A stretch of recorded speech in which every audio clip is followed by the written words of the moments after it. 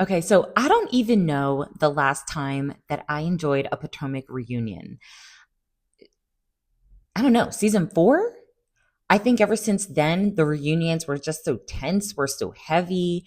You can just really physically feel the hatred in the room. Giselle's trifling stankness just took up all the good energy. So shout out to whoever talked to Giselle and probably threatened her job to make her act right, because this reunion was easy breezy, even though they did talk about some serious things. I just really enjoyed it. And, did we have some filler moments? Sure. But across the board, well done. All the episodes hit. I loved it. So in this episode, Mia leaves. No one cares. Wendy and Eddie drop some tea. We get some never before seen footage of the Grand Dame, but that wasn't that great either. And we get some more details about Karen. So overall, part three was great. So I'm excited to dive into all this with you guys. Before we dive into it, let me go ahead and introduce myself. So welcome everyone. Welcome to the Tears Take. I upload weekly reality recaps. So if you love the Real Housewives and all of their antics, this channel is for you. Go ahead and give this video a thumbs up and subscribe so that you and other Bravo lovers like yourself can receive my content. So let's go ahead and get started. So when the episode opens, Mia is walking off stage. She's backstage crying. I'm going to go ahead and condense her part into this section here. It was kind of sprinkled throughout, and I don't feel like jumping back and forth with her. So let's just talk about everything that happened with Mia and be done with her, right? So she is backstage. She's trying to kind of like, she's crying and she's like, I just won't have anyone make me look like a bad mother. Ma'am, allegedly you did that the whole season yourself. So don't go ahead and blame Giselle that she's trying to make you look bad or paint you to be something you're not. You made yourself look bad. So in the words of Wendy, sit in it. In the words of Portia, enjoy it. Enjoy it. And then we see a producer or maybe a stylist. I think it was a producer maybe trying to demic her, trying to help her get out of her dress and probably take off her mic pack. She's walking around. This poor man's like flailing after her. And he's better than me, because I would have been like, lady, if you don't sit down and let me take this mic off you and stop pulling me along. Anyway, I found that rude. She could have just stopped a minute and let this man help her out or help get the mic off, whatever he was doing. So I got to tell you, Mia, after you left, no one cared. The reunion did not skip a beat, and that's not a good sign. So I don't know if you thought that leaving would cause like some big headline or an obvious gap in the reunion. It didn't. They had more than enough material. And sadly, that's not a good sign, honey. You probably should have just sat there and got your check, because now we were able to see the dynamics without Mia, and it was completely fine. So yeah, that wasn't a good move for you. You probably should have just sat there. Anyway. So Andy and producers decide not to bring the husbands or boyfriends out. So I guess they had enough material to keep going in the reunion. They did ask why TJ didn't come, and that's when Wendy reveals that TJ told Eddie that Stacey had paid him. And so she's just pretty much saying everything that Eddie told her. She said, well, TJ says that you paid him to be your love interest. He said to run him his money. And the whole time, Andy's face, I was dying, because Andy was just like me. He was here for it. He was just like, tell me more. Like, he was just like, what? And Stacey said, as soon as Wendy said that, Stacey's like, oh, I don't believe you. And I was like, that's weird, because aren't they friends? I think it's strange that if you call me a friend and I tell you something and the next thing out of your mouth is, I don't believe you, that's a problem. We're not friends, because it's not like she said, I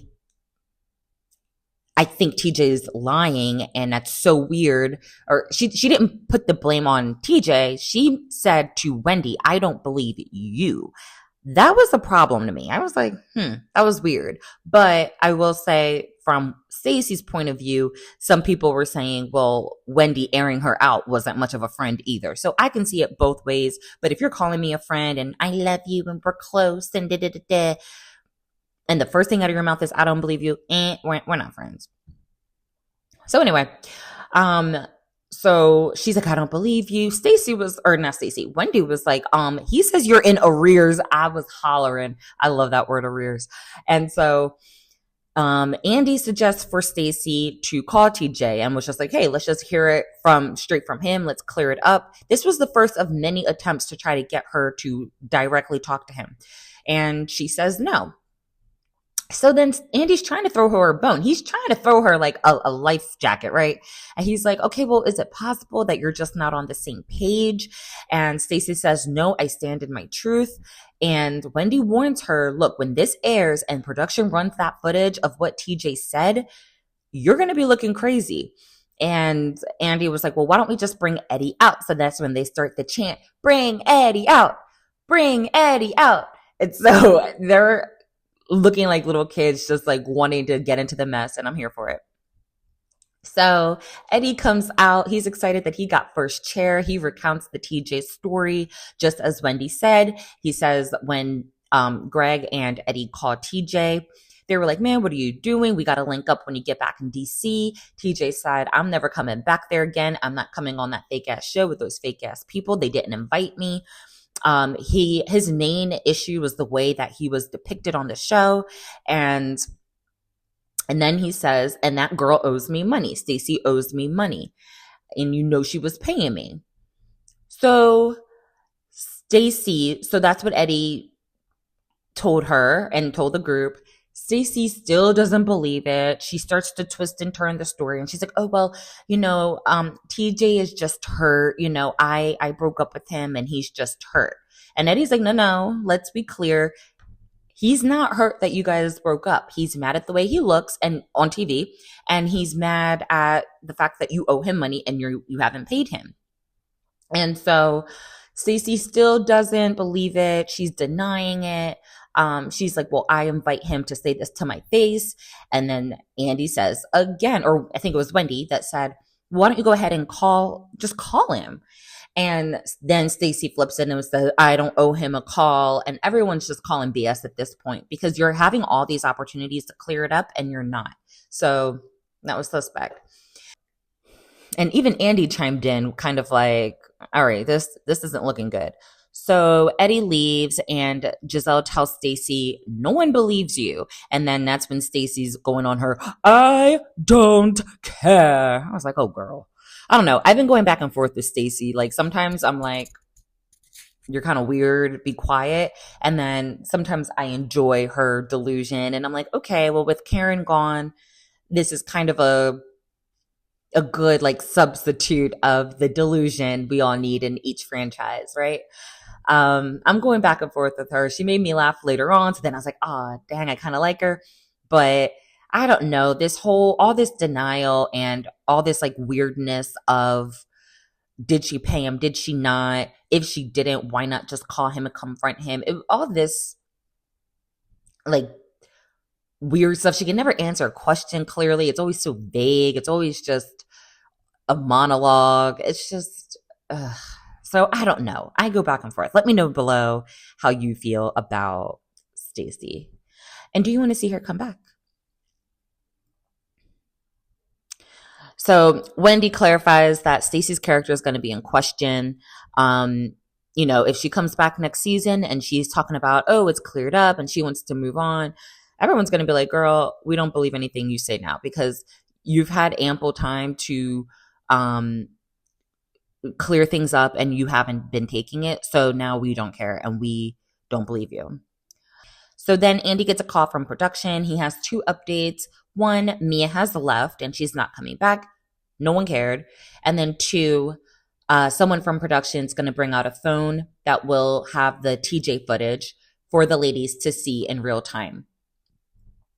So Andy eventually gets the phone and he goes to sit next to Stacey because I guess her dress is too tight for her to get up. I don't know. The fit of these outfits was just a mess. Next reunion, ladies, get it together because overall, you guys looked great from far away. You close one eye, you squint with the other. It looked good. But then like sitting there staring at you guys look so, not everyone, but most of y'all look so uncomfortable stuffed in those dresses. And So come on, y'all have enough resources to get a properly fitted gown. Anyway, so because she can't get up to sit next to Andy, Andy comes next to her on the couch and he plays the tape, and it's verbatim what Eddie and what Wendy had said. And so he clearly says that, you know she was paying me, right? And everyone was like, oh my God. And then Stacey was like, wait, I didn't hear. Can you play that again? Can you play that again?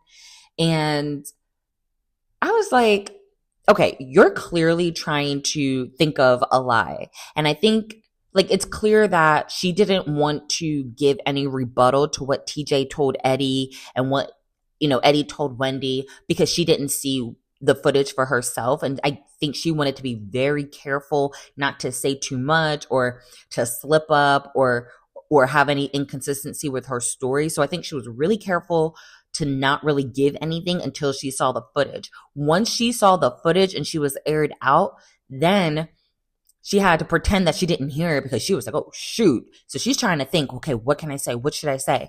And that's when, while she's trying to think and scheme, she's up here like, wait, I didn't hear what? Because clearly he said it loud and clear, right? So then she says that's so hurtful. She said she still can't believe it. I'm like, what more does he need to tattoo it on your arm? What do you mean you still don't believe it? Oh my God. So Andy tries to clarify again. He's trying to throw her a lifeline, and he's like, okay, well, did he mix things up? Did you say that maybe you'll pay for his flight to visit you? Did you like, is there other money that you like? He's trying to help her get out of this, and she still says no, no. She sticks to her story. Ashley and Giselle ask about receipts, and they're like, well, are there Zelle or Venmo receipts? Are there text messages? And she says there's nothing like that that's going to be revealed, so we'll see. And then she has a whole monologue ending in hurt people hurt people. Kay calls BS. Stacey tries to flip it, and instead of just like owning any piece of this, she turns it on the women, and she's like, you guys had questions about TJ this whole time, and now you're just gonna believe him. And everyone's like, girl, don't try to flip it on us. We have tried to save you. Essentially, we gave you ample opportunity to clear this up, clear your name. You haven't taken it. So basically she's in a corner, and Stacey's like, I can't explain this. And then Andy's like, well, do you want to call him now? Like, this is what, the third time? And she says, oh, I will be calling him with my lawyer. I was like, girl, all right. So we get to the Karen segment, and they basically talk about, the headlines and her experience on the season, basically not drinking, avoiding any questions because she had an open case. And there were a few questions that came in from viewers and Andy. So they ask, has anyone seen this side of Karen, pretty much like the drinking side? And the ladies say yes. Andy said, do you think she has a problem? Ashley says that she thinks that Karen uses it to cope. They ask about Karen dragging Jacqueline, and Giselle says it's because she didn't want what Jacqueline said to interfere with her open case. They ask, did the 8 balloons land? Because they were at some event, and Jacqueline brings in 8 balloons to represent each of the counts that Karen was charged for. And everyone, it was a collective no. I was like, I could have told you that because I didn't even watch this season. And that was a big thing that I kept seeing on social about, this girl. So like basically that she flopped. So I could have told you that. Kiana says that she and Greg offered Greg's clinic to help her, and Karen denied it. Andy asked, why do you think she took this to trial? And they don't know. Giselle was like, she's delusional. And Wendy points out, she had to have seen the footage because it's known that her team was trying to suppress the footage and try to not have that get out to the public. And Giselle said that allegedly Karen turned down multiple plea deals. So basically, if two of the deals that Giselle has heard, she can't confirm that these were true, but 2 of the deals that she heard was that Karen could have pled guilty and served 6 months of house arrest. Or she could have pled guilty and did 60 days in jail, but instead she kept pushing for the trial, and now we know her behind's going to be behind bars for a year. Girl, why didn't you take that 6 months at home? That's my dream. Are you kidding me? Anyway. So Andy asked Ashley about, that we've kind of come to a full circle with the clankety clank comments from seasons ago when Karen said it to Ashley about Michael. And Ashley was actually really gracious about it. She was just like, she kind of like joked it off. But then she said, but what I really wanted to ask Karen if she was here was something that a journalist told me. Let me tell you something. Ashley always has her ears to the street. Giselle says that she's the word on the street. It's really Ashley. Because if you pay attention throughout the seasons, not like the blog mess, but Ashley's always getting like little tidbits from the streets. I'm like, all right, Ashley, I see you. So Ashley said a journalist hit her up after the accident and basically told her that there was another person in the car with Karen who fled the scene after the accident. And you can actually see in the footage that Karen mentions that. She said there was like a security guard or someone with her, and that person left. Karen said she wasn't even driving. So if she wasn't driving this time, that is insane. Because why didn't any of this come up? Like, I don't know. There's more, there might be more to the story there. But so Ashley shares that story. Andy asks, where was Karen before the accident? And Giselle says that she thinks she was at a nearby restaurant and bar, and it was only a few minutes up the street, and she probably thought she was okay to drive, and we know she wasn't. So Jacqueline leaves. Jacqueline didn't need to be there. She should have left right on with Mia, but she left. So Jacqueline leaves, and then Andy shows some never before seen footage of Karen, and this was from the day before she went to rehab. And it was so set up. It was so staged. Like, Karen is done head to toe. She's just casually laying on top of her made bed, and she's reading, pretending to read. And then, like, she's glammed up just to be like sitting like casually on her bed. Ray comes in to join her, and then they basically just had a whole script kind of just touching on everything, like, oh, I didn't mean to drink and drive. First she says she didn't drink, then she says she has champagne, and then she says I never drink and drive, and then she's kind of like scapegoating the fact that she was on antidepressants and increased her dosage without talking to her doctor, so she just started taking more medicine, so she was loopy. And then the drinks that weren't drinks that were drinks, and her, in a combination, made her impaired. They started talking about, her past DUIs, and which is why she got a driver. And because she had a driver, people assumed she was having an affair. And then they just started talking about blue eyes. So they were, as Ashley said, as this was rolling, like, dang, they're covering all their bases. And that's exactly what they were doing. It was just like, check, check, check. They had a script. And poor Ray, the way I saw him in that footage, the body cam footage, and then what he was doing in this scene, I was like, damn, he is an enabler. Like, he really, I would have been like, girl, you're on your own. Like, don't drag me in this. Like, Ray is better than me. So the whole time it was just like, I was thinking like Candace's voice in my head when she was like, good night, good night. Like, that's what I wanted. I was just like, girl, I'm bored. This is so fake. So I was agreeing with everything that Ashley and Giselle were saying in this segment. Giselle looked at Andy and was like, can we turn this off? I felt the same way. So after they watched it, Andy asked, what'd you guys think of it? And Giselle was like, you guys should just scrap this segment. She's like, don't air this. Like, it was so bad. So they all talked about how performative it seemed. Wendy says that's weird that she said she didn't drink, but there were beer cans in the car. So there were just inconsistencies with what she was talking about. And Ashley says, she has had a history of drinking. Basically, on Ashley's way to the reunion on the train, sidebar, I felt like her riding the train like publicly, that seems so strange to me. I'm like, you don't have like a driver or something? I don't know.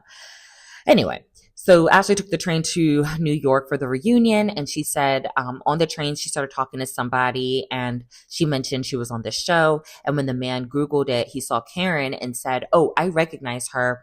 I used to work at Legal Seafood, and she used to come in and drink all the time." And basically that was showing that this was a she has a history of drinking heavily even before the death of her parents. And so it seems that she's really using the death of her parents as if it's some sort of catalyst, and it's the reason she's on antidepressants, and that's the reason she's impaired, and she's like using that as the scapegoat. And Ashley's like, no, this was an established behavior before that. Wendy chimed in with a similar story, basically saying she was at a restaurant or somewhere, and someone was like, "Oh, you're on the show with Karen?" Wendy said yes. And they were like, "Oh, she comes in every day during the day and basically gets drunk." And so it's just sad. I hope she gets the help she needs, but I don't think that help is going to work if you don't fully accept that you have a problem. And it seems like, at least to us, maybe she's having different conversations with her therapist and herself, but everything she's saying on camera is very much, well, the antidepressants. Well, I was grieving. Well, it's just like, it's not a clear cut accountability. So I don't know. I think that's the only way it's going to work. We shall see. I hope she gets the help she needs. So Andy at this point is trying to wrap up the reunion, and he's just kind of talking about where everybody is. And he's like, okay, so Kiana, you are going ring shopping. That's great. Ashley, by the time this airs, you should be finally divorced. And I was like, okay, so that wraps up her storyline. I think she should probably be demoted next season. I've been ready to kind of let her go. But with this shakeup with Karen, maybe we need to keep a little more familiarity on the screen. She definitely doesn't need to be full time. I could argue for her to maybe be a friend and then maybe get rid of her next year. So Ashley's going to be divorced by the time this airs. We all know she's divorced now. And then Andy said, to Wendy and Giselle, he's like, I really enjoyed your banter tonight. And here goes Giselle. She couldn't hold it in. Giselle was doing good for all three parts, and she couldn't hold her whatever in. And she was like, oh, well, the jury's still out. I'm like, girl, the jury's still out on you. Don't say that about Wendy. So then who's next? So then Andy said something to Stacey, something about kind of like, you had a great season, but like tonight was rough. And Stacey said, yeah, I lost my best friend. And he said, oh, that's so sad. And Stacey said, oh, it's horrible, but still I rise.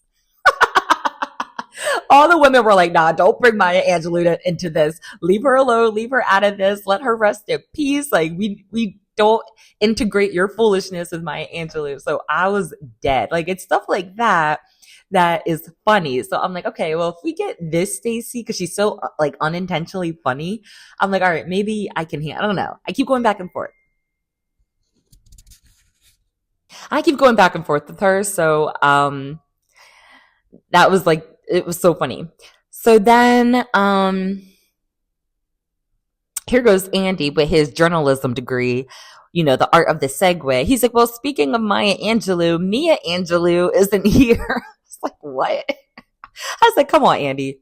And they all just kind of talked about Mia, and they were like, she stood on business all season acting a fool. Now that it's time to take accountability and face the backlash, now you're a whole different person. She brought a whole new personality to the reunion, and she was much more humble and sensitive and wants to run away when it's time to just either take accountability or continue to stand on business. So they were just annoyed with the way that she left, and I'm annoyed too. And Mia, you can go. Wendy was like, let me just say, I clocked her from day one. And they were like, all right, girl, you got it. So Andy wraps it up, and I was like, where's the champagne? Where's the food? I mean, maybe they didn't want alcohol because of, everything happening with Karen. But I'm like, did they get like some food or something? Like, did my recording on Peacock like stop before they got to cheers? I don't know. Let me know below if they did anything or if they just ended it. But I was like, I need a cheers or something. Anyways, so what are your thoughts moving into season 10? So there are reports that they are going to start filming at the end of March, at the end of this month, and clearly Karen will not be there. She'll be in jail. So, what are your thoughts moving forward? Karen's out. I say demote Ashley. Keep Giselle, unfortunately. Keep Wendy. Maybe demote Kay.